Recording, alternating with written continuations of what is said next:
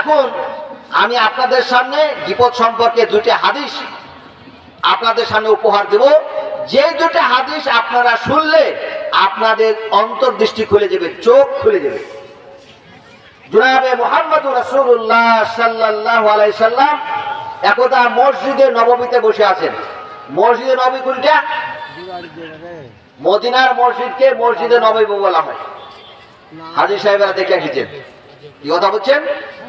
মসজিদে নববীতে বসে আছেন, দুইজন আগন্তুক বহু দূর থেকে রাসূল পাক সাল্লাল্লাহু আলাইহি সাল্লামের সান্নিধ্যে আলাপচারিতার জন্য এসেছেন।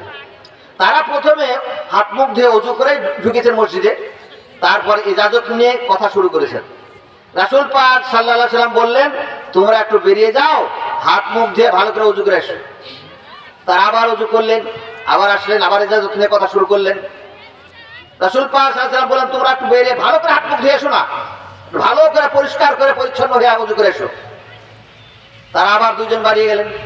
প্রথমে তারা একবার ধুয়েছিলেন, রাসূল পাক সাল্লাল্লাহু আলাইহি সাল্লাম একবার ধোয়ালেন, দ্বিতীয়বার আবার পাঠালেন। এই দুজন ব্যক্তি কিউরিওসিটি জাগলো, ব্যাপারটা কি? তারা জামা কাপড় চারিদিকে তারা লক্ষ্য করলো, কোনো ময়লা টয়লা ভরছে নাকি, আমাদেরকে বারবার পরিষ্কার করাচ্ছে কেন আল্লাহ রাসূল? তারা দেখলো যে না, কোনো ময়লা টয়লা লাগে নাই। তারা ফিরে আসে রাসূল পাক সাল্লাল্লাহু আলাইহি সাল্লামের কাছে ইজাজত নিয়ে কথা শুরু করেছেন। রাসূল পাক সাল্লাল্লাহু আলাইহি সাল্লাম বললেন, তোমরা তোমাদের কথা বন্ধ করো, তোমরা আমার একটি কথার জবাব দাও। যখন তোমরা তোমাদের বাড়ি থেকে আমার উদ্দেশ্যে রাস্তায় রওনা দিয়েছিলে, তখন পথিমধ্যে কি অন্য কোনো ব্যক্তির গীবত করেছো? তারা দুইজন একটু স্তব্ধ থাকার পরে বললেন যে হ্যাঁ, করেছি। রাসূল পাক সাল্লাল্লাহু আলাইহি সাল্লাম চেহারাটা একটু পাল্টে গেল।